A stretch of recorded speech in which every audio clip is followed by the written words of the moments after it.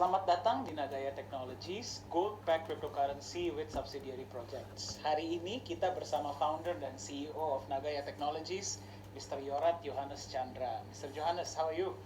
Terima kasih Dani, baik sekali.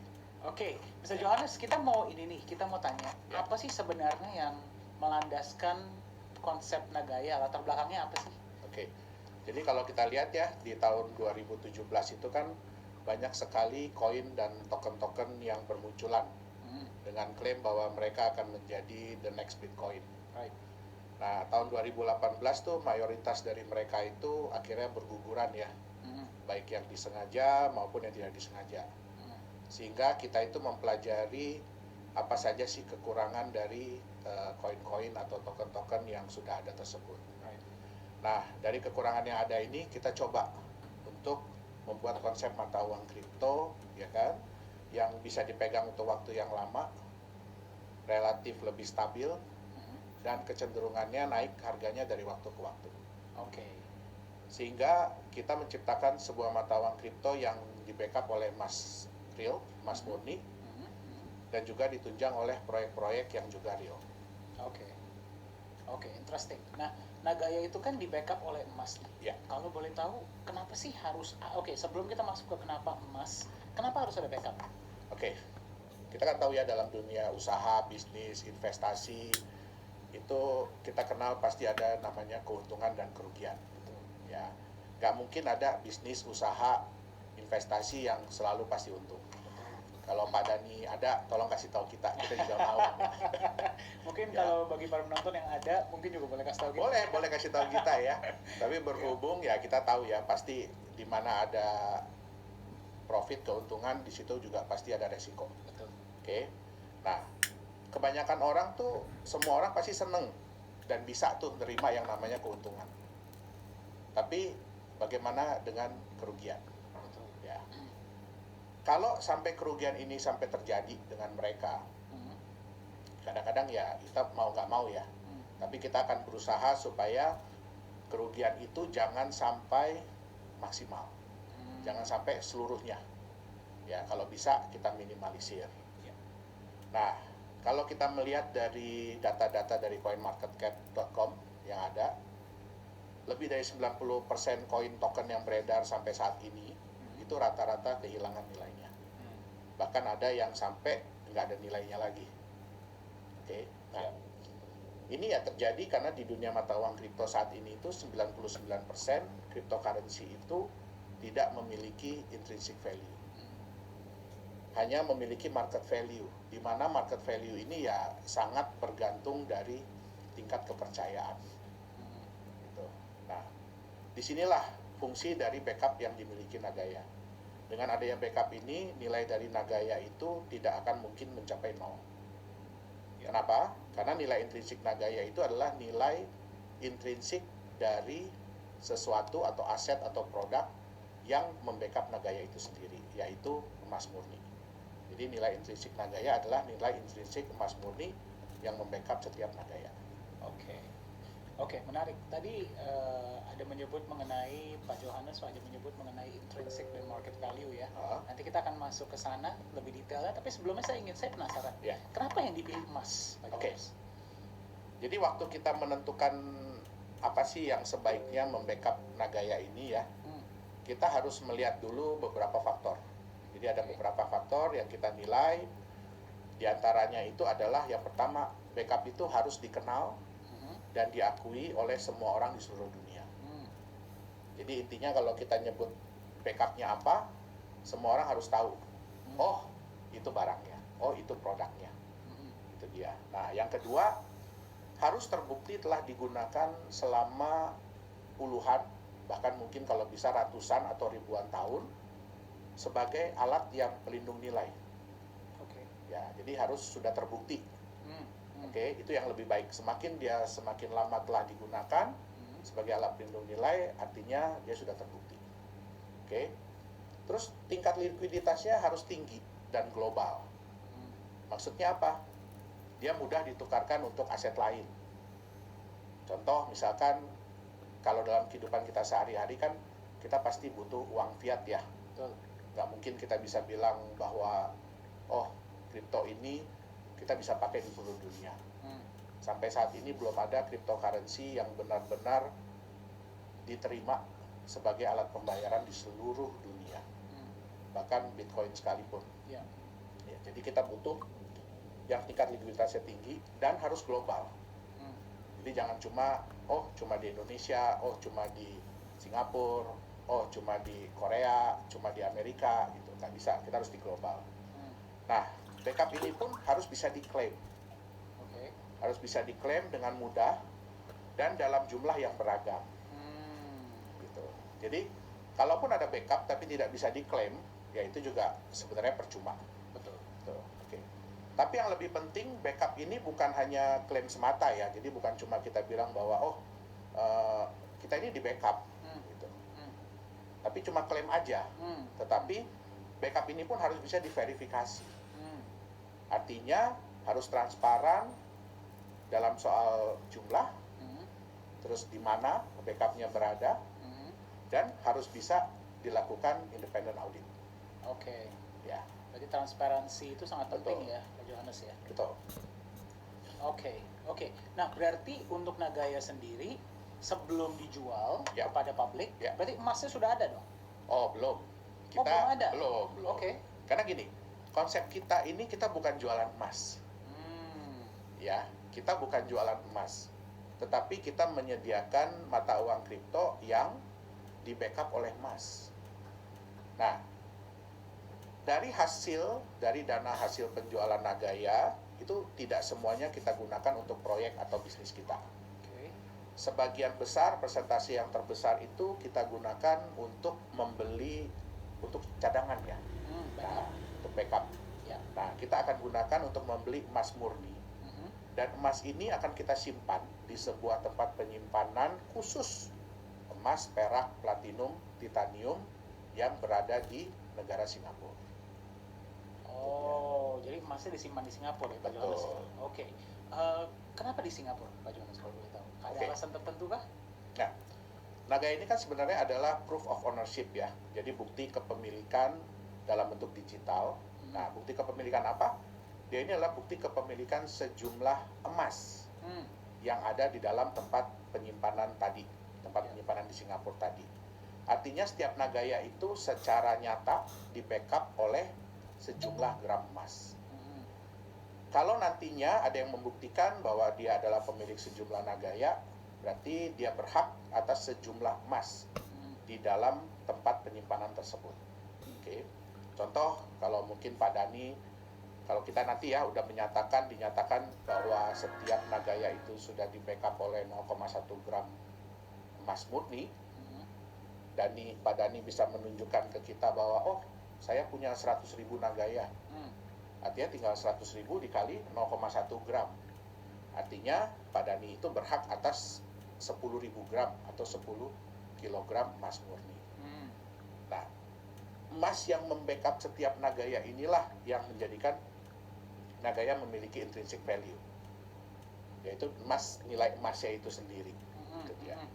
Nah, untuk menunjang tingkat kepercayaan, ya kalau kita bilang bahwa kita simpan di sebuah tempat, tapi kalau tempat itu orang nggak ada yang kenal, orang nggak ada yang tahu, apakah itu bisa dipercaya? Nggak bisa. Nggak bisa ya. Nggak gampang lah Nggak ya. gampang. Nah, akhirnya kita membutuhkan sebuah tempat yang bukan hanya bisa menjamin keamanan emas Nagaya tersebut, tetapi tempat itu juga harus berada di negara yang dikenal secara global dan memiliki reputasi yang baik. Nah, kenapa kita pilih Singapura? Karena banyak perusahaan, institusi finansial, bahkan perbankan yang menyimpan cadangan emasnya di Singapura. Termasuk di tempat yang sama dengan yang Nagaya gunakan. Nah, ini penting. Ini penting karena Nagaya ini adalah mata uang kripto yang kita harapkan bisa diterima secara global di seluruh dunia. Artinya, semua orang kita mau merasa aman, merasa nyaman, tahu bahwa emas Nagaya itu benar-benar disimpan di sebuah tempat yang bisa dipercaya. Oke. Berarti kepercayaan itu sangat dijaga oleh Nagaya. Betul. Ya. Oke, itulah kenapa disimpannya di Singapura. Ya. Karena memang banyak orang yang sudah mengetahui seluruh dunia bahkan ya. Ya, tentang Singapura Singapura. itu adalah tempat yang sangat aman untuk Betul. menyimpan. Kan banyak yang bilang bahwa Singapura itu adalah Swissnya Asia. Betul. Ya. Swissnya Asia. Swissnya Asia. Oke. Jadi itulah mengapa gold dari Nagaya disimpan di Singapura. Betul. Oke. Tapi kan nggak semua orang bisa datang ke Singapura Ya. untuk misalnya setiap berapa bulan sekali ngecek emasnya. Ya. Nah itu gimana tuh? Oke. Itu sebenarnya salah satu alasan kita memilih The Safe House Singapura sebagai tempat penyimpanan emas dari Nagaya. Di Singapura itu sebenarnya banyak tempat penyimpanan barang berharga. Tetapi kenapa kita pilih The Safe House? Karena The Safe House ini memiliki SOP, jadi prosedur operasi yang dapat menunjang prinsip transparansi yang mau kita jalankan di Nagaya. Nah, kalau kita ingin menyimpan emas di The Safe House ini, itu berbeda dengan di bank. Ya, kalau di bank, Pak Dhani pergi ke bank, mungkin Pak Dhani punya kotak penyimpanan di sana ya, punya safe deposit box. Begitu Pak Dhani datang, Pak Dhani bilang sama petugas banknya, oh saya mau simpan sesuatu, atau saya mau akses safe deposit box saya ini. Nah, biasanya kan setelah petugas banknya buka, dia akan keluar. Ya. Karena dia tidak boleh tahu sebenarnya apa yang Pak Dhani simpan, Betul. apa yang Pak Dhani masukin atau keluarin. Betul. Nah, ini sangat berbeda dengan The Safe House. Oke. Oke, di The Safe House, pada saat kita datang, kita mau menyimpan, ya, petugasnya akan ngambilin box kita. Oke, dia verifikasi dulu apakah benar kita punya akses ke box tersebut. Kemudian petugasnya akan datang, ya, bawa box kita. Nah, box kita ini biasanya disegel. Jadi ada nomor segelnya. Nah, mereka akan mengeluarkan dokumen bahwa benar pada saat kita mengakses box tersebut, nomor segel yang terpasang tuh nomor misalkan 123. Oke. Setelah kita nyatakan sama-sama bahwa nomor segel ini sama, akhirnya dipotong segelnya, dibuka sama kita kuncinya. Memang kunci pihak Nagaya yang megang. Oke. Nah, begitu sudah dibuka, baru dicek lagi sama-sama. Nih ya, emasnya sesuai dengan dokumen terakhir. Nah, setelah itu kita nambah emas, ya kan? Pada saat kita nambah emas, sebelum kita memasukkan emasnya ke dalam kotak itu, pihak The Safe House akan mendata emas apa yang kita masukkan bersama dengan emas-emas yang lain yang ada di kotak tersebut.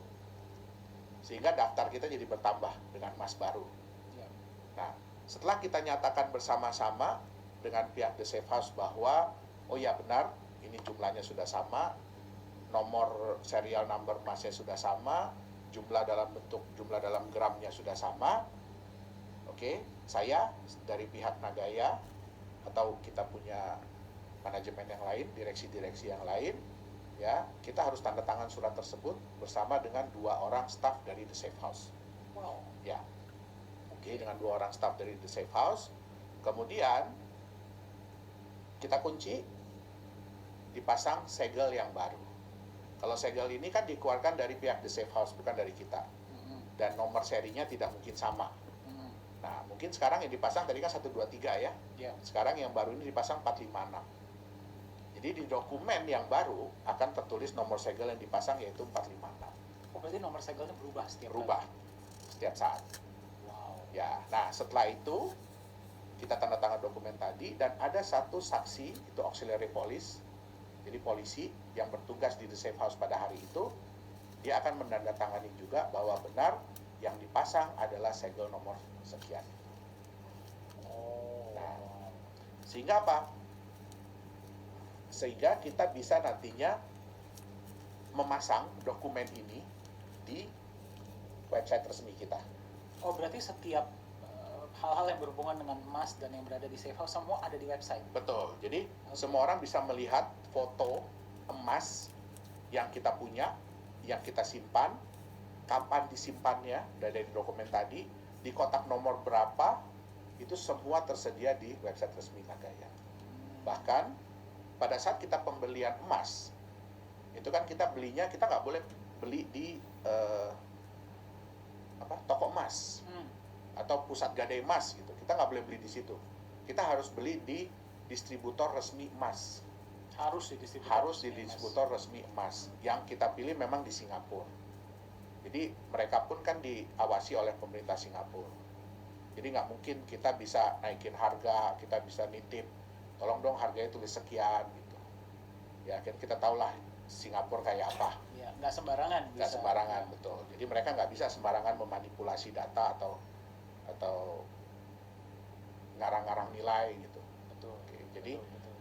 kita ingin semuanya transparan, semua orang bisa melihat emas yang dibeli dan apakah benar emas itu sudah disimpan, kapan disimpannya, di kotak nomor berapa. Nah, semua itu tertera di website-nya Nagaya, website resmi dari Nagaya. Nah, untuk menambah juga kenyamanan, kita tahu kan bahwa itu kan berarti klaim dari pihak Nagaya dan dari pihak The Safe House. Betul. Nah, kita ingin supaya gini, yang namanya transparansi itu tidak ada batasnya.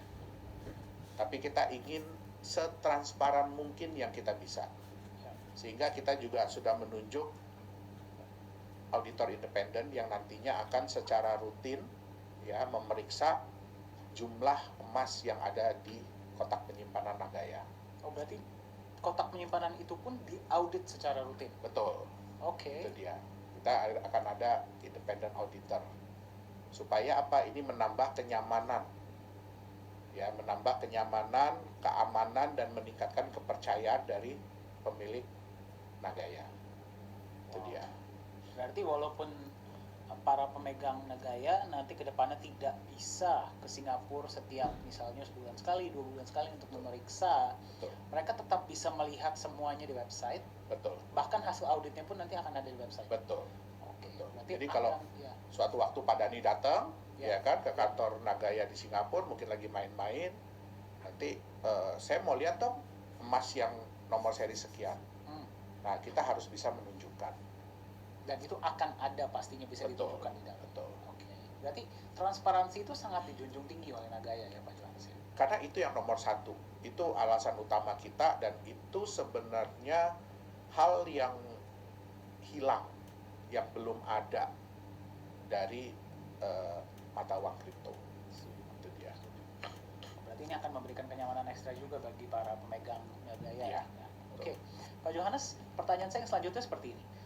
Kita kan tadi mengatakan bahwa dari hasil penjualan koin atau cryptocurrency Nagaya itu sebagian akan digunakan untuk membeli emas. Betul. Berarti masih besar, ada sebagian besar. Berarti masih ada sebagian lagi. Oke. Nah, itu digunakan untuk apa tuh Pak Johannes? Oke. Presentasi terbesar kedua dari hasil penjualan Nagaya tadi adalah kita gunakan untuk menjalankan proyek-proyek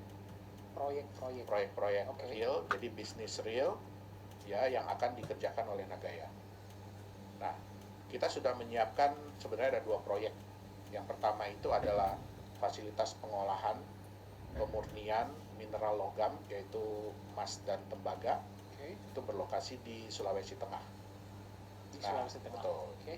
Sebenarnya fasilitas ini sudah pernah berjalan berjalan selama 6 bulan di tahun 2015. Nah, tetapi karena ada permasalahan manajerial saat itu ya, sehingga terbengkalai. Nah, kita mengambil alih fasilitas ini tahun 2018. Ya, dan nantinya dengan hasil penjualan Nagaya, fasilitas ini tuh akan kita perbaharui mesin-mesinnya ya, karena udah lama nggak berjalan. Jadi kita perbaharui peralatan-peralatannya, terus kita mulai kembali operasionalnya, dan kita juga akan tingkatkan kapasitas yang sudah ada ini. Itu dia. Nah, yang kedua itu adalah penambangan mineral logam yaitu nikel. Ini berlokasi di Sulawesi Tenggara. Nah, penambangan ini sebenarnya sudah berjalan 15 tahun. Ini merupakan perusahaan keluarga dari saya. Nantinya dari hasil penjualan Nagaya ini kita akan menyiapkan peralatan dan tenaga kerja sehingga kita bisa memulai operasi penambangan di lokasi ini. Ya, dengan kata lain tuh sebenarnya di awal ini kita akan numpang nambang di lokasi ini. Nah, tentu saja hal ini kita kan mau Nagaya ini berjalan dengan cepat sehingga semua orang bisa merasakan benefit atau manfaat dari memiliki Nagaya secara cepat. Betul, Ya. pasti.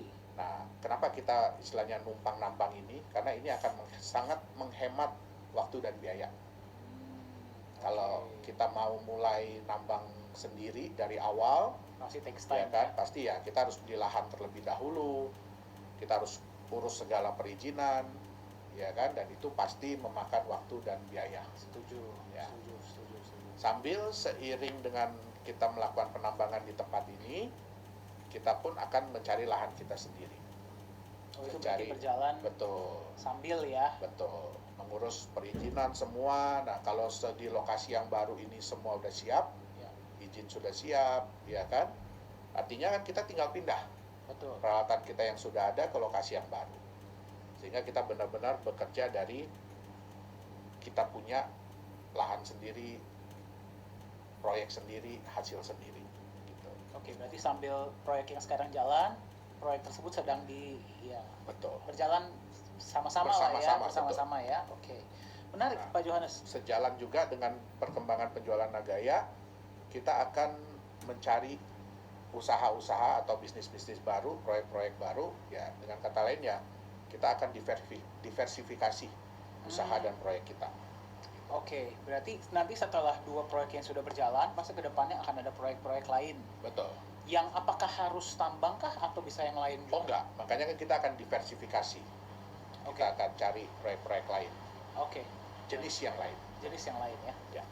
Proyek itu kan pasti kan mengharapkan profit dong, Ya, betul. masing-masing dari proyek kita. Betul. Nah, kalau boleh tahu nih bagi para pendengar, profit dari proyek tersebut nanti akan dialokasikan untuk apa ya? Oke. Nah, tentunya kan profit dari proyek ini kan harus mendatangkan manfaat, benefit bagi para pemilik atau pemegang Nagaya. Nantinya setiap bulan itu 60% dari profit setiap proyek akan kita alokasikan untuk manfaat tersebut. Oke. Nah, dengan beberapa cara. Yang paling besar itu adalah presentasi yang akan kita gunakan untuk membeli tambahan emas yang akan kita simpan di tempat penyimpanan emas Nagaya tadi. Oke. Nah, 40% yang lainnya itu akan digunakan untuk kebutuhan manajemen. Ya, seperti untuk menjalankan proyek yang sudah ada, meningkatkan kapasitas proyek, terus juga untuk biaya tempat penyimpanan, untuk biaya audit, dan lain-lain. Oke. Berarti mayoritas dari profit tersebut akan digunakan juga untuk menambah jumlah emas di dalam Tempat penyimpanan tempat Nagaya. penyimpanan Betul. Nagaya. Berarti jumlah emas per Nagaya akan meningkat Ya, dan jumlah Nagaya kan akan tetap sama tuh, Ya. 50 juta Nagaya. Ya. Berarti bisa dibilang bahwa jumlah emas setiap Nagaya akan terus naik. ya betul. Wow. Betul sekali. Jadi karena kita memiliki kemampuan untuk menambah jumlah cadangan emas, sedangkan jumlah Nagayanya tetap hanya 50 juta, ya artinya untuk nantinya itu untuk setiap Nagaya mereka akan punya kenaikan jumlah emas yang di backup. Wow. Ya. Nah, dengan konsep seperti ini, kita tuh bisa memberikan nilai tambah bagi para pemegang atau pemilik Nagaya. Yang pertama, yaitu dengan meningkatnya jumlah emas yang membackup setiap Nagaya, artinya kan nilai intrinsik Nagaya itu bisa terus meningkat atau naik. Ya, karena dua hal. Yang pertama kan jumlah emas setiap Nagayanya bertambah. Terus yang kedua, kenaikan harga emas dunia. Seperti yang kita lihat kemarin, harga emas kan melonjak cukup tinggi ya. Nah, dengan kenaikan nilai intrinsik ini, artinya sejalan dengan waktu, kita bisa menurunkan tingkat resiko dari pemilik atau pemegang Nagaya. Nah, benefit yang kedua yang lebih menarik lagi adalah dengan penambahan emas tiap Nagaya ini, tentu saja membuat pemilik pemegang yang sudah ada kan lebih berat ya, lebih sayang untuk jual Nagayanya kan. Betul. Ya, karena mereka lihat kan Nagaya mereka jumlah emas tiap Nagayanya terus bertambah. Betul. Nah, sedangkan bagi yang belum punya, kalau mereka tahu konsep Nagaya ini, tentu kan mereka jadi ingin punya nih. Nah, tapi kan Nagaya ini terbatas. Artinya apa? Kedepannya mereka harus mendapatkan Nagaya ini dari pemilik atau pemegang yang sudah ada. Betul. Nah, disinilah tercipta market value yang kita prediksi akan stabil dengan kecenderungan itu meningkat. Itu dia. Wow, berarti ini bagi para pendengar ya. Ya, Berarti nilai intrinsik Nagaya ini akan naik dengan Betul. meningkatnya jumlah emas. betul. Dan juga nilai marketnya akan naik karena Betul. jumlahnya terbatas ya. Betul. Wow. Karena luar biasa. permintaan kan pasti akan meningkat kalau orang sudah melihat konsep dari Nagaya ini kan, pertambahan jumlah emas untuk setiap Nagayanya. Betul, betul. Ya. Dan itu akan terjadi secara otomatis ya Betul. bagi para pemegang. Betul. Wow. Oke. Nah, kan sering kita dengar ya, Pak Ya. Johannes ya, bahwa dalam waktu 5 tahun Ya, Nagaya itu akan setelah terjual diprediksi betul. ya, setelah terjual habis, nilainya bisa mencapai 100 kali lipat atau $100, $100, betul. per Nagaya. Betul, per Nah, Nagaya. itu gimana caranya sih Pak Johannes? Bisa diilustrasikan nggak? Ya, oke. Jadi kan kita kembali lagi ya, sebenarnya untuk menciptakan nilai market, yang selalu meningkat, itu ada 3 hal yang harus dicapai oleh sebuah produk atau aset. Apa aja Yang tuh, Pak? pertama, produk itu harus terbatas jumlahnya, Hmm. limited edition. Ya, Kalau kita lihat kan semua produk yang limited edition itu kan biasanya harganya lumayan tinggi ya. betul. Nah, dan kecenderungannya itu selalu meningkat karena semakin barang itu semakin sulit didapat, berarti harganya pun akan semakin meningkat. Betul. Yang kedua, kita harus bisa meredam supply di market. Artinya apa? Kita harus membuat orang-orang yang sudah memiliki aset atau produk tersebut itu berat kalau mau menjual. Jadi biasanya menjual itu karena sudah terpaksa atau karena memang ada tawaran yang luar biasa bagus. Betul. Kalau nggak bakal dilepas ya. Betul. Nah, yang ketiga, apa yang membuat orang yang belum punya itu ingin memiliki? Dan semakin tinggi tingkat keinginan untuk memiliki itu, artinya kan orang itu akan semakin ingin memberikan harga penawaran yang paling bagus, Betul. yang tertinggi supaya mereka bisa dapat. Betul. Nah, jadi 3 hal itu yang harus dimiliki oleh sebuah aset atau produk kalau dia ingin harga marketnya meningkat. Nah, kalau boleh saya ilustrasikan ke Pak Dani ya tentang harga market Nagaya ke depannya ini. Nah, itu kita harus ilustrasi dengan sebuah kotak. Oke. Oke. Sebuah kotak nih ya. Ya. Ini contohnya dengan kotak ini, Oke. ya. Pakai kotak ini ya. Oke. Nah, kotak ini hanya ada 1000 unit di dunia, hanya ada 1000 kotak nih di dunia. Berarti terbatas ya. Terbatas. jumlahnya. Pak Dani ini kebetulan salah satu orang yang beruntung bisa membeli kotak ini seharga 100.000 US dollar, Oke. dan ini kotak terakhir yang Pak Dani beli. Ini berarti kotak nomor 1000 ya. Nomor Pak Johannes? 1000, betul. Oke. Ya. Nah, pada saat Pak Dani buka kotak ini, ya, di dalamnya itu ada emas senilai 50.000 US dollar. Oh, setengahnya. Berarti setengahnya kan? Oke. Ya. Ah, ah. Nah, kalau Pak Dani hanya bercerita ke teman bahwa Pak Dani beli kotak ini 100.000 US dollar, Ah, ah. oke, Ah, ah. dan di dalamnya ada emas 50.000 US dollar. Pasti teman-teman Pak Dani akan bilang, wah, Pak Dani ini kena bohong, kena tipu. saya. Ya. Iya kan? Ah, ah. Tapi bagaimana kalau bulan depan Pak Dani buka kotak ini dan Pak Dani lihat bahwa nilai emas di dalamnya itu bukan cuma nilai ya, tapi jumlah emasnya itu sudah bertambah. Hmm. Sehingga sekarang nilai emas di dalamnya itu jadi 55.000 US dollar. Oh, naik sendiri. Naik sendiri. Oke. Oke.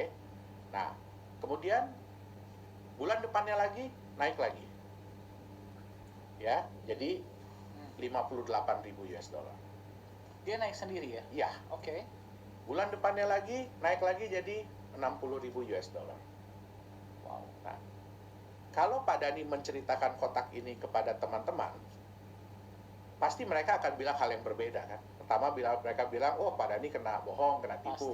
Pasti. Tapi setelah Pak Dani cerita apa manfaat dari Pak Dani punya kotak ini, yang mereka akan bilang apa? Wah, Keren banget kotak. keren kan kotaknya ya? Oke. Iya. Bisa naik Nah. sendiri emasnya. Betul. Kira-kira mereka ingin nggak punya kotak yang sama dengan Pak Dani? Pasti. Pasti mereka ingin punya kotak yang sama ya. Ya. Nah, terus kemudian mereka tanya dong ke Pak Dani, Waktu itu beli kotak ini berapa ya harganya ya Pak Dani? Ketika beli 100 100.000 US dollar, betul? Ya, Nah, betul. kira-kira nih, kalau ada teman Pak Dani yang menawar 100.000 US dollar untuk kotak ini, kira-kira Pak Dani mau nggak jual ke dia? Enggak lah, sayang banget. Iya kan? Iya. Kenapa? Padahal kan di dalamnya tadi emasnya mungkin baru 60.000 US dollar. Tapi kan Pak Dani melihat ada benefit Ya, atau nilai tambah dari kotak ini. betul. Betul nggak? Betul. Setiap bulannya emasnya bisa bertambah. Betul. Jadi yang dilihat adalah future, Future potential ya. potensi masa depan. Ya. Oke? Nah, mungkin nggak ada yang menawar 2 miliar? Mungkin aja. Mungkin. Kenapa? Karena dia melihat potensi masa depan. Ah, Itu yang pertama. Yang kedua, karena kotak ini udah nggak ada lagi yang jual. Perusahaan udah nggak jual lagi. ya, ya, Jadi mau tidak mau dia harus berusaha untuk menawar kotak ini dari Pak Dani. ya. Atau dari 999 orang lain yang punya memang kotak sudah ini. memiliki. Ya kan? Nah, mungkin nggak ada yang nawar 5 miliar? Mungkin aja. Mungkin. Mungkin. Nah, inilah yang disebut dengan market value. Market value itu berarti value yang diberikan oleh Oleh pasar. pasar. Oke. Jadi mereka mau menilai berapa. Bukan hanya berdasarkan intrinsic value yang ada, tetapi berdasarkan dari future. Oke, Ya, berdasarkan dari potensi masa depan. potensi masa depan, betul. Nah, itu dia yang harus dilihat. Oke? Nah, anggap pada ini misalkan sudah mau setuju ya, jual 5.000, mau jual 5 miliar. 5 miliar. Oke, sudah setuju mau jual 5 miliar. Hmm. Terus Pak Dani yang biasanya emas di dalam ini nambahnya mungkin hanya 5.000 dolar per bulan. Ya, sebelum Pak Dani bilang iya kepada orang tersebut yang mau beli, pas Pak Dani buka, pas dilihat, kok sekarang nambahnya 10.000 dolar ya? Sehari ini ya. Sebulan. Sebulan. Oke. Nah, biasanya kalau perusahaan menjalankan bisnis, menjalankan proyek, semakin lama biasanya profitnya semakin naik atau semakin turun? Semakin naik. Semakin naik kan? Artinya kalau sekarang sudah bisa nambah 10.000 dolar per bulan nilai emasnya, kira-kira bulan depan bisa 10.000 lagi? Bisa aja. Bisa. Bisa aja lebih. Bisa aja lebih, betul. Nah, dengan begini, Pak Dani jadi kepikiran lagi kan? Lepas nggak ya 5 miliar tadi? Iya, mau lepas jadi mikir-mikir ya. Jadi mikir-mikir kan? Betul. Kenapa? Betul. Kenapa? Karena kembali ke potensi masa depannya. Betul. Dan yang kedua, kalau Pak Dani jual ini kepada orang itu dengan harga 5 miliar, kira-kira besok-besok bisa nggak Pak Dani dapat kotak yang sama dengan harga 5 miliar? Kotak yang sama dengan harga 5 miliar. Ya, kan kotaknya udah dikasih ke orang. Nah, Ya. itu dia. Ya. Oke. Nah, kotak inilah Nagaya, Oh, berarti kotak ini merepresentasikan Nagaya. merepresentasikan Nagaya. Nah, hebatnya lagi, kotak ini bisa dibelah-belah. Oke. Ya, kotak ini bisa dibelah-belah, ya kan? Jadi Pak Dani bisa jual mungkin hanya sepotong kecil kepada temannya, ya berarti dengan jumlah emas yang prorata. Nah, itu dia. Dan kotak ini dalam bentuk digital. Jadi Pak Dani nggak harus pegang kotak ini. Jadi kita nggak harus membawa kotak Nggak harus membawa kemana-mana ini ya. kemana-mana. Karena sudah dalam bentuk digital dan sudah di dalam bentuk blockchain, sehingga relatif lebih aman, tidak bisa dipalsukan, dan bisa dibagi menjadi bagian-bagian yang kecil. Itu dia. Oke. Nah. Dari sinilah bagaimana dalam waktu 5 tahun bisa Ya. mencapai value 100 dolar per Betul. Nagaya. Karena berdasarkan dari kenaikan emas tadi yang kita pasti akan usahakan untuk supaya tingkat kenaikannya selalu lebih tinggi setiap bulannya. Itu yang pertama. Oke. Nah, kemudian apakah emas ini nyata? Ya. Pak Dani bisa ambil emas yang ada di dalam sini. Dalam kotak ini ya. Dalam kotak itu Pak Dani bisa keluarkan dalam Iya. bentuk emas beneran. Tetapi kalau sudah dikeluarkan berarti kotaknya hilang. Kalau emasnya dikeluarkan, kotaknya hilang. Iya, betul. Oke. Nah, itu dia. Itu ilustrasi bagaimana harga Nagaya bisa meningkat sampai kita harapkan ya, kita prediksi 100 US dollar dalam waktu 5 tahun setelah seluruh Nagaya terjual habis. Oke. Iya. Oke, jelas. Oke. Terima kasih Pak Johannes. Ya. Saya dapat kotak. Oke. Nah, tadi berarti kan kita sudah berbicara mengenai bagaimana Nagaya value-nya itu bisa mencapai 100 dolar Ya, per Nagaya Ya. dalam waktu yang kita harapkan dalam waktu 5 tahun. ya, Itu dengan meningkatnya jumlah emas dan juga jumlah permintaan di market betul. karena jumlahnya terbatas. Ya. Nah, tadi kan kita berbicara nih Pak Johannes mengenai kotak dan di dalamnya itu ada emasnya. Iya, betul. Ya. Dan kalau di situ emasnya bisa diambil. Ya, Kalau di Nagaya, ya. emasnya bisa diambil nggak? Oke. Nah, karena emas yang kita simpan itu kan emas nyata, Ya. emas murni, ya, LBMA grade, jadi LME grade, seperti kalau di Indonesia itu setara dengan emas antam. Oke. Oke. Bukan emas digital dan bukan sertifikat emas. Ya. Sehingga emas tersebut bisa diklaim oleh pemilik atau pemegang Nagaya. Jadi bisa diklaim. Bisa diklaim, betul. Nah, mereka pemilik atau pemegang Nagaya yang ingin mengambil emasnya, mereka dapat mengajukan pengembalian Nagaya, kemudian mengirimkan Nagaya yang dikembalikan itu ke alamat atau address yang kita sudah tentukan, yaitu burn address. Dan setelah selesai diverifikasi, ya, kita akan memberitahukan bahwa emasnya siap untuk diambil. Sejumlah dengan Nagaya yang dikembalikan dan berapa emas yang membackup setiap Nagaya pada saat pengembalian tersebut. Oke, nah Pak Johannes, Ya. kita memahami bahwa bagi para cryptocurrency ya dan juga bagi para pemegang, Ya. mereka selalu mengharapkan bahwa cryptocurrency ini cepat masuk exchanger nih. Ya. Ya. Nah, bagi Nagaya sendiri kapan akan Oke. masuk ke exchanger? Memang itu adalah tujuan ya, tujuan goals yang ingin dicapai oleh semua mata uang kripto, Betul. ya. Nah, tapi kita tidak mau gegabah.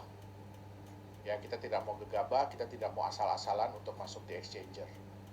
Karena masuk di exchanger ini belum tentu menguntungkan bagi pemilik atau pemegang cryptocurrency tersebut. Oke. Banyak mata uang kripto yang setelah masuk di exchanger malah kehilangan nilainya, bahkan sampai tidak ada nilai sama sekali lagi. Nah, masuk ke dalam exchanger ini harus melihat kapan momen atau saat yang tepat supaya jangan sampai merugikan pemilik atau pemegang aset. Bagi developer atau bagi penerbit mata uang kripto, kita tidak akan pernah rugi. Tapi jangan sampai kita merugikan pemegang kriptonya sendiri. Oke. Nah, di Nagaya sesuai juga dengan aturan yang ada, ya. Kita akan masuk di exchanger setelah penjualan tahap kedua atau 11 juta Nagaya itu terjual. Berarti sudah ada track record dulu, Betul. sudah mendapatkan customer base dulu, Betul. baru masuk Sudah ya. proyek sudah ada yang berjalan, profit sudah mulai masuk. Nah, itu dia. Oke, berarti sudah melewati tahap 2, kemudian baru tahap Penjualan selanjutnya tahap kedua, ya kita akan masuk ke exchanger. Oke, berarti menunggu waktu yang tepat ya, Pak Betul. Johannes ya. Tidak Jadi hanya kita nggak masuk. mau asal-asalan untuk masuk ke exchanger. Baik, baik, baik. Ya. Oke. Nah, ini pertanyaan yang agak menarik, Pak Johannes. Ya. Kalau misalnya kita melihat banyak cryptocurrency di luar sana, Ya. ya, mereka mengatakan bahwa mereka bisa mencapai ratusan bahkan ribuan kali lipat Ya. dalam waktu yang relatif singkat, mungkin 1 tahun. Mhm. Ya. Tapi Nagaya kok konservatif sekali ya, maksudnya 100 dolar itu dalam waktu 5 tahun lagi. Itu kenapa ya? Nah, yang pertama harus dilihat adalah apakah harga yang diprediksi oleh mata uang kripto yang lain tersebut itu benar-benar harga market murni atau harga yang memang di-setup oleh perusahaan. Ya, itu yang pertama, oleh developer. Yang kedua, ya dalam dunia investasi ya, investasi orang itu biasanya cuma mengenal profit besar atau kecil. Ya, resiko besar atau kecil. Padahal ada faktor yang ketiga, yaitu waktu. Cepat, dapatnya cepat atau lama. Nah, semua orang tuh pasti inginnya kan profit yang besar, resiko yang kecil. Terus maunya cepat dapatnya kan ya. Betul, Nah. betul. Nah, tapi sudah terbukti ya, kita sudah bisa buktikan dari berbagai macam developer, dari berbagai macam sistem, bahwa konsep yang seperti ini itu nggak pernah bertahan lama. Sehingga yang masuknya belakangan, yang ikutnya belakangan, itu biasanya pasti menderita kerugian, bahkan bisa sampai total. Nah, jadi yang tadinya berharap profit besar waktu cepat, ternyata resikonya pun terbukti besar. Oke. Kita hanya bisa mendapatkan 2 hal baik dari 3 hal yang tersedia. Oke. Nah, yang paling penting adalah kita pelajari konsepnya. Apakah konsep kenaikan harganya ini masuk di akal? Apakah konsep bisnisnya masuk di akal? Kemudian apakah proyek atau bisnis yang dijalankan pun masuk di akal? Bitcoin aja itu butuh waktu bertahun-tahun untuk mendapatkan kepercayaan dari pasar. Betul. Dan terbukti sampai sekarang pun kepercayaannya masih naik dan turun. Setuju. Itu dia. Ya. Nah, yang ingin saya sampaikan adalah Nagaya ini adalah aset masa depan, bukan aset bulan depan. Itu dia. Ya. Berarti lebih ke kita meminimalisir resiko, Ya. agar profit yang didapatkan bisa sesuai. Betul. Namun ya memang kita harus menunggu waktu yang sesuai juga. Betul. Ya makanya kenapa $100 dalam waktu 5 tahun. Betul. Agar bagi para calon pemegang maupun pemegang, mereka bisa melihat dengan lebih masuk akal. Oh iya, make Iya, sense gitu ya. betul. Karena kita pun menjalankan bisnis yang normal. Kita menjalankan normal bisnis kok. Pertambangan, smelter, dan bisnis-bisnis lain. Itu dia. Ya. Baik, Pak Johannes, aku kembali ke project ya. Ya. Banyak banget perusahaan kripto di luar sana, kan banyak yang bermain di bisnis digital, Ya. menginvestasikannya ke bisnis digital. Contohnya, misalnya membuat exchanger kah, atau dalam mining cryptocurrency-nya itu sendiri. Kenapa Nagaya berputar di bisnis real dan bisnis fisik, kalau Oke. boleh tahu? Nah, yang pertama adalah kita itu ingin mengeliminasi persaingan. Karena bisnis digital pun kalau sudah terlalu banyak pemainnya, itu biasanya persaingan sudah tidak sehat. Ya. Yang kedua, kita lebih ingin menunjukkan bahwa sebenarnya mata uang kripto ini pun bisa menjalankan bisnis-bisnis yang real. Jadi nggak harus bisnis digital. Yang ketiga, lebih kepada untuk melindungi aset. Kenapa? Di bisnis digital itu biasanya hampir tidak punya aset, bahkan sama sekali tidak punya aset. Kita bisa lihat bisnis-bisnis digital yang ada ya, bukan cuma di Indonesia, tapi hampir di seluruh dunia, rata-rata itu minim aset atau tidak punya aset. Nah, dengan kita memiliki bisnis real, artinya kita punya aset.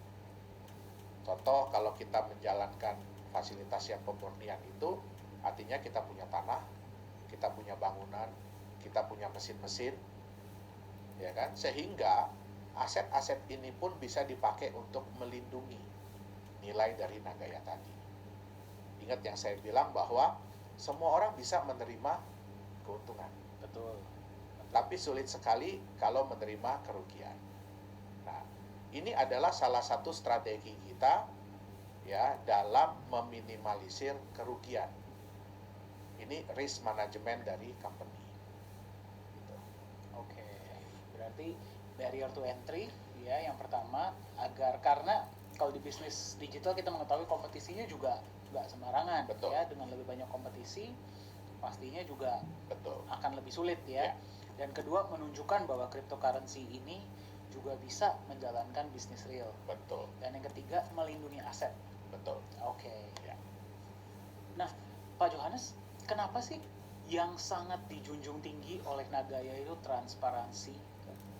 Kenapa itu sangat penting bagi Nagaya? Oke. Sebenarnya bukan hanya di Nagaya ya, transparansi itu penting, tapi sebenarnya di semua mata uang kripto itu penting. Faktor kepercayaan dan kenyamanan pemilik atau pemegang mata uang kripto itu sangat penting dalam menjaga kestabilan dan kenaikan harga. Semakin tinggi kepercayaan dan kenyamanan itu, maka mereka akan semakin berat, semakin sulit, semakin sayang untuk menjual mata uang kriptonya. Dan semakin tinggi kepercayaan dan keamanan itu membuat yang belum punya akan berusaha untuk memiliki. Oke. Nah, sehingga terciptanya market dengan supply yang terbatas dan permintaan yang tinggi, inilah yang dibutuhkan agar harga market itu bisa naik. Ya. Nah, yang kedua, semua orang bisa membuat klaim bahwa mata uang kripto mereka di-backup oleh aset. Contohnya emas. Ya, bahwa mereka sudah nyimpen 1 ton emas di Singapura, padahal nggak ada yang pernah lihat. Bahwa mereka punya proyek-proyek tambang, tapi nggak ada yang bisa memverifikasi. Nah, kalau semua ini tadi tidak transparan, semua klaim-klaim ini tidak transparan, tidak bisa diverifikasi kebenarannya, tidak bisa ditujukan, tidak bisa diaudit secara independen, maka hal ini percuma, tidak akan berguna. Nah, suatu waktu orang akan menemukan ya bahwa hal-hal ini itu sebenarnya tidak ada. Yang terjadi adalah kepercayaan akan hilang.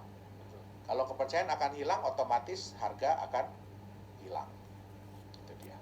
Oke, berarti transparansi itu saya setuju. Transparansi itu tidak hanya penting untuk Nagaya, tapi juga Betul. sebenarnya untuk Semua cryptocurrency mata uang lainnya. kripto, betul. Pak Johannes, untuk Nagaya sendiri, rencananya ke depannya seperti apa sih? Oke, yang pasti orang juga banyak bertanya ya, roadmap kita kok berbeda dengan kripto-kripto lain, dengan developer kripto-kripto lain, yang biasanya berdasarkan dari waktu. Ya. Nah, sebenarnya dalam dunia bisnis itu nggak bisa juga seperti itu, roadmap yang seperti itu. Itu kalau kondisinya ideal, artinya penjualannya bisa dicapai dalam waktu yang memang benar-benar segitu, ya sehingga semua bisa dijalankan. Nah, kalau roadmap di Nagaya itu lebih kepada sudah berapa banyak Nagaya yang terjual. Ya. Rencana kita adalah pada saat kita sudah menjual 3 juta Nagaya, kita akan memulai proyek nikel kita. Proyek pertambangan nikel kita. Setelah terjual 3 juta. Setelah terjual 3 juta Nagaya. Nah, kita sudah bisa mulai persiapan, sudah bisa mulai untuk menambang. Memang dalam skala yang kecil, belum skala yang besar. Target kita adalah kita bisa menambang sampai 50.000 ton per bulan. Nah, itu memang sejalan dengan waktu pasti kita akan tambah kapasitas. Tapi di 3 juta itu, 3 juta Nagaya terjual, kita sudah bisa mulai sebenarnya persiapan. Dan dari mulai persiapan itu sebenarnya kita harapkan dalam waktu 6 bulan kita sudah bisa melihat profit. Dalam waktu 6 bulan? Dalam waktu 6 bulan kita bisa melihat profit. Tentu saja kita pasti akan berusaha secepat mungkin. Ya. Tapi let's say 6 bulan. Kemudian setelah terjual 11 juta Nagaya, kita juga akan memulai untuk persiapan kita punya fasilitas pemurnian, fasilitas pengolahan dan pemurnian emas dan tembaga tadi. Ya, kita akan mulai perbaikan mesin-mesin, kita akan mulai operasional, dan itu kita harapkan sampai 16 juta Nagaya terjual, kita sudah bisa meningkatkan kapasitas. Nah, untuk hasil pun kita harapkan dalam waktu sekitar 6 bulan sudah bisa kita lihat. Oh, itu pun setelah 6 bulan sudah bisa Betul. terlihat. Ini setelah 11 juta ya Pak Johannes? Setelah 11 juta Nagaya terjual. Dan setelah 11 juta Nagaya terjual pun kita akan mulai masuk ke exchanger. Ya. Jadi semua orang, proyek kita sudah berjalan sehingga emas sudah mulai bisa bertambah, sehingga market-market yang belum memiliki Nagaya begitu mereka melihat bahwa oh ini emasnya benar-benar bertambah, sehingga bisa pada saat kita masuk ke exchanger itu harga marketnya sudah bisa meningkat. Gitu. Oke. Berarti itu cukup komprehensif ya, Iya. Pak Johannes ya. Nanti planning ke depannya. Ya. Oke. Nah, bagi setiap mata uang kripto, pasti impiannya atau harapannya ke depannya itu ingin bisa digunakan sebagai alat pembayaran.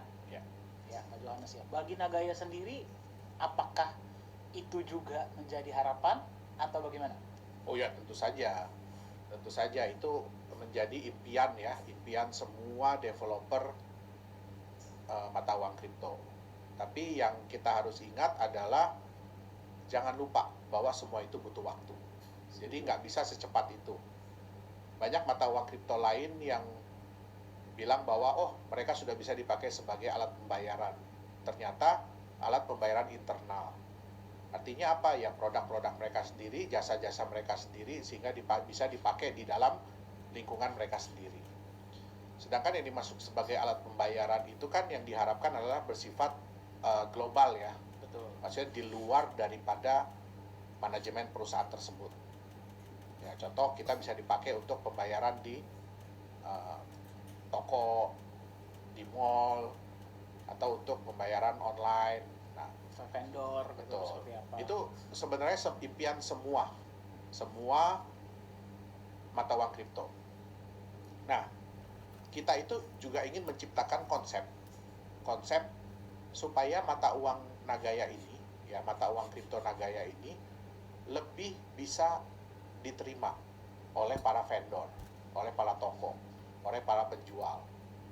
Ya, kenapa? Karena kalau kita melihat volatilitas mata uang kripto yang ada, kenaikan penurunan harga itu sebenarnya menyeramkan bagi orang-orang yang mau menerima pembayaran. Karena bayangkan, kadang-kadang mereka terima pembayaran pada saat harganya sekian, rate-nya sekian, terus tiba-tiba baru sejam 2 jam, tiba-tiba itu bisa turun yang jauh. Ya, tentu saja itu kan beresiko ya. Nah, kita dengan konsep Nagaya ini, kita ingin menciptakan mata uang yang relatif lebih stabil dan relatif lebih meningkat. Nah, kebetulan ya kita juga menerima kabar gembira ya beberapa bulan yang lalu.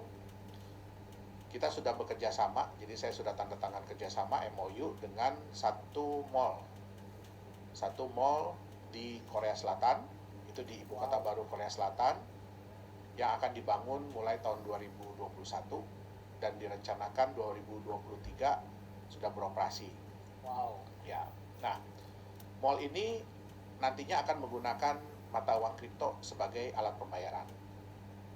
Dan kita berhasil dipilih. Jadi Nagaya ini berhasil dipilih, nantinya akan difungsikan sebagai alat pembayaran di seluruh mall tersebut.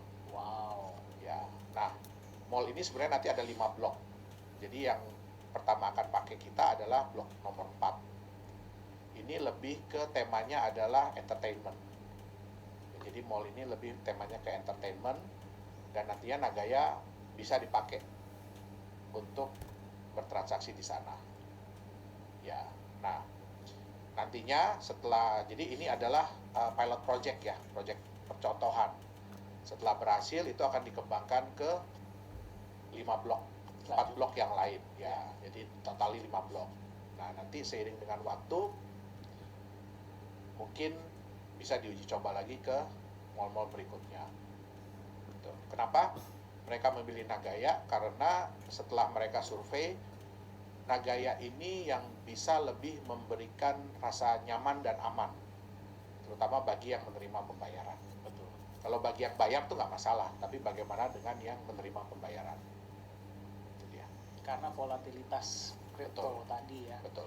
Wow, berarti kita bisa melihat Nagaya digunakan sebagai alat pembayaran di Ya. mall di Korea ya, Korea Selatan, Johannes, ya, betul. pada tahun 2023. Ya. Wow. Semoga itu menjadi benchmark bagi mall-mall dan vendor-vendor lainnya untuk Betul. bisa menerima Nagaya sebagai Betul. alat pembayaran. Ya. Wow. Jadi memang ya semua itu butuh waktu. Semua itu butuh waktu dan semua itu butuh kepercayaan. Nah, itulah nilai pentingnya ya, kenapa kita harus menerapkan transparansi. Itu dia. Setuju. Nah, tadi kan kita sudah berbicara cukup panjang ya Pak Ya. Johannes ya mengenai Nagaya. Ya. Bagi para pemilik atau calon pemilik Nagaya, Ya. ada kesan dan pesan nggak Pak Johannes? Oke. Jadi sebenarnya adalah kita di sini Nagaya itu ingin mengedukasi. Kita tuh ingin mengedukasi teman-teman semuanya ya. Terutama yang selama ini mungkin udah merasakan jatuh di dunia mata uang kripto. Mata uang kripto ini sebenarnya adalah sesuatu yang luar biasa, yang bagus. Konsep daripada blockchain ini adalah sesuatu yang luar biasa, sesuatu yang bagus. Tetapi karena banyak disalahgunakan. Itu dia. Nah, banyak juga teman-teman yang bertanya kepada saya, sekarang ini kan orang udah pada mulai udah pada mulai negatif, ya, udah pada mulai negatif thinking terhadap cryptocurrency. Nah, kenapa kok Nagaya tetap mau hadir? Nah, disinilah fungsinya kita. Kita ingin memberikan sesuatu yang berbeda. Kita ingin memberikan suatu pengajaran bahwa ini bisnis. Walaupun bentuknya digital, tapi ini bisnis. Nah, bisnis itu harus masuk di akal. Bisnis itu harus transparan. Ya, bisnis itu harus accountable. Sehingga bisnis itu bisa berlangsung dalam jangka waktu yang panjang. Dan yang harus diingat adalah bahwa setiap bisnis itu harus punya manajemen resiko. Kita nggak bisa bilang bahwa bisnis kita itu yang terbaik, bisnis kita itu tidak ada resiko. Nggak, semua bisnis ada resiko. Karena saya udah ngejalanin bisnis sudah puluhan tahun. Up and down pasti ada.